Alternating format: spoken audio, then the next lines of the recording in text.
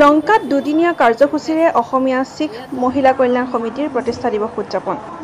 হোজাই জিলাৰ লংকাত অসমীয়া শিখ মহিলা কল্যাণ সমিতিৰ উদ্যোগত 20 আৰু 21 জুলাই দুদিনীয়া কাৰ্যসূচীৰে অসমীয়া শিখ মহিলা কল্যাণ সমিতিৰ প্ৰতিষ্ঠা দিৱস উদযাপন কৰা হয়।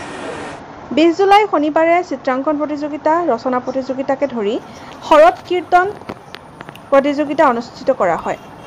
আজি অৰ্থাৎ 21 জুলাইত পুৱাৰ পৰা সমিতিৰ পতাকা উত্তোলন, সমাজলৈ বিভিন্ন দিশত বৰঙণি আগবঢ়োৱা মহান মৃত ব্যক্তি সকললৈ শ্ৰদ্ধাঞ্জলি জ্ঞাপন, স্মৃতি তৰ্পণ, বন্তি প্ৰজ্বলন, শোকমণি পাঠ আদি বিভিন্ন অনুষ্ঠান অনুষ্ঠিত কৰা হয়।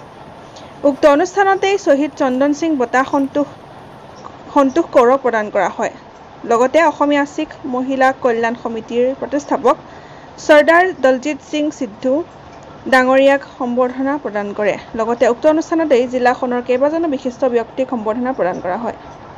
যিহেতু যোৱা বৰ্ষৰ 21/7/2023 অসমীয়া শিখ মহিলা কল্যাণ সমিতি নামৰ এখন কমিটি গঠন কৰা হৈছিলে আৰু সেই কমিটিখনৰ আজি প্ৰতিষ্ঠা দিৱস আৰু এই প্ৰতিষ্ঠা দিৱসৰ লগত সংগতি ৰাখি যোৱাকালি 3টা কম্পিটিশ্যন ৰখা হৈছিলে। সেই কম্পিটিশ্যনসমূহ হ'ল শিখ ধৰ্মীয় সৰ্বত কীৰ্তন কম্পিটিশ্যন, ৰচনা কম্পিটিশ্যন আৰু ছবি কম্পিটিশ্যন।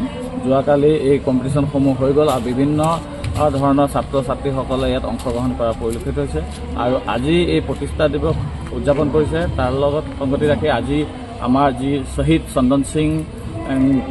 চন্দন সিং বঁটা আজি দিয়া হ'ল আৰু সেই বঁটা স্বৰ্গীয় পজন সিং, স্বৰ্গীয় ভূপেন্দ্ৰ সিঙৰ সোঁৱৰণিত আজি এই বঁটা প্ৰদান কৰা হৈছে। বঁটাটো দিয়া হৈছে মাতা সন্তোষ কৌৰ ডাঙৰণীক আৰু আজি জেউতি নামৰ এখন আলোচনী উন্মোচন কৰা হৈছে আৰু এনেধৰণৰ মহিলাসকলে তেওঁলোকে বিভিন্ন ধৰণৰ এই এটা বছৰত তেওঁলোকে ৰাইজৰ কাষত